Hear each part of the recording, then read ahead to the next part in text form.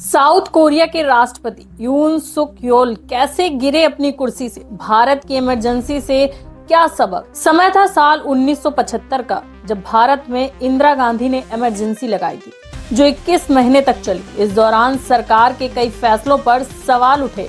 अब south Korea में राष्ट्रपति यून सुक योल के मार्शल लॉ का मामला भी कुछ ऐसा ही है। 3 दिसंबर 2024 को अचानक देश में मार्शल लॉ लागू किया गया, लेकिन 10 दिनों में राष्ट्रपति को अपनी कुर्सी गंवानी पड़ी। क्या इन दोनों घटनाओं में समानताएं हैं? और साउथ कोरिया में क्या हुआ, ये भारत को क्या सिखाता है? चलिए आज के वीडियो में समझते हैं।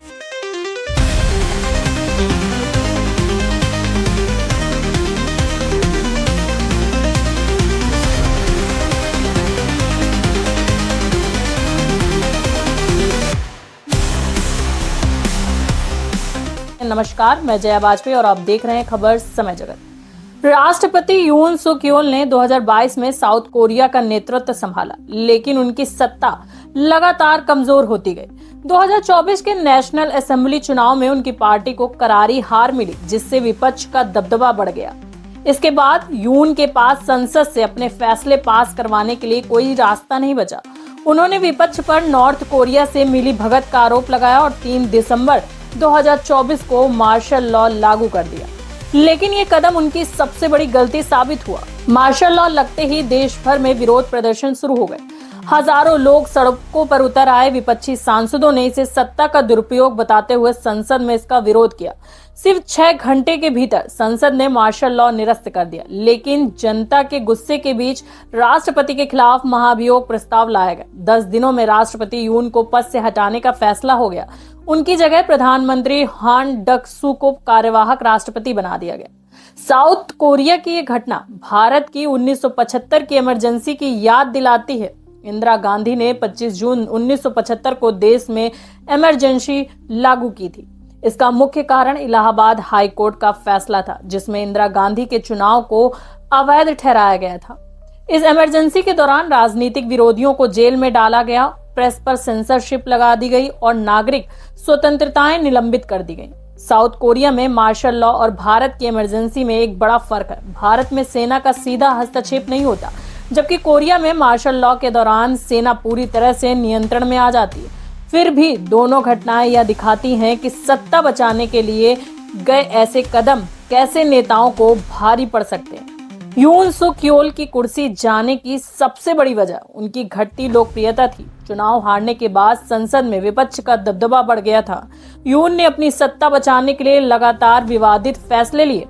संसद में वीटो पावर का दुरुपयोग, जी हाँ, घोटालों के आरोप, उनकी पत्नी पर 63.6 बिलियन डॉलर गबन का आरोप था। जनता में गुस्सा, उनकी पत्नी का एक महंगा तोहफा लेते हुए वीडियो वायरल हुआ, जिसने लोगों को भड़काया। इन विवादों से बचने के लिए उन्होंने मार्शल लॉ लगाया, लेकिन ये दांव उल्टा पड़ गया। साउथ कोरिया में राष्ट्रपति को हटाने के लिए महाभियोग लाने की प्रक्रिया काफी सख्त है। संसद में कम से कम 2/3 समर्थन चाहिए और इसके बाद मामला संवैधानिक कोर्ट में जाता है। भारत में इमरजेंसी घोषित करने का अधिकार राष्ट्रपति के पास होता है, लेकिन केंद्रीय मंत्रिमंडल की सहमति जरूरी है। हालांकि 1975 में इमरजेंसी लगाने के समय ये प्रावधान नहीं था। 1978 में जनता पार्टी सरकार ने 44वें संविधान संशोधन के जरिए इमरजेंसी के दुरुपयोग को रोकने के लिए नियम और सख्त कर दिए। अब साउथ कोरिया में संवैधानिक कोर्ट यून सुक योल के खिलाफ 6 महीने तक ट्रायल करेगा। अगर कोर्ट उन्हें दोषी ठहराता है तो 60 दिनों के अंदर नए राष्ट्रपति का चुनाव होगा। लेकिन अगर कोर्ट का फैसला यून के पक्ष में रहा तो वे दोबारा सत्ता में लौट सकते हैं। ऐसी स्थिति 2004 में भी देखी गई थी, जब राष्ट्रपति रोह मू ह्यून के खिलाफ महाभियोग खारिज कर दिया गया था।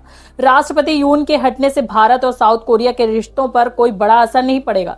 दोनों देशों के बीच करीब 27 से 28 बिलियन डॉलर का व्यापार होता है और साउथ कोरिया भारत में बड़ा निवेशक है। हालांकि भारत सरकार वहां की राजनीतिक स्थिति पर नजर रखेगी, क्योंकि साउथ कोरिया का स्थायित्व भारत के लिए महत्वपूर्ण है। साउथ कोरिया में राष्ट्रपति यून का पतन और भारत की 1975 की इमरजेंसी, दोनों घटनाएं एक बात साबित करती हैं। असंतोष को दबाने की कोशिश सत्ता के लिए आत्मघाती साबित हो सकती है। आपको क्या लगता है? साउथ कोरिया के राष्ट्रपति यून का मार्शल लॉ हो या इंदिरा गांधी की इमरजेंसी, क्या जनहित में यह कानून सही है या नहीं? अपनी राय हमें कमेंट्स में बताएं। अगर वीडियो पसंद आया हो तो इसे लाइक और शेयर करें, चैनल को सब्सक्राइब करना ना भूलें। धन्यवाद।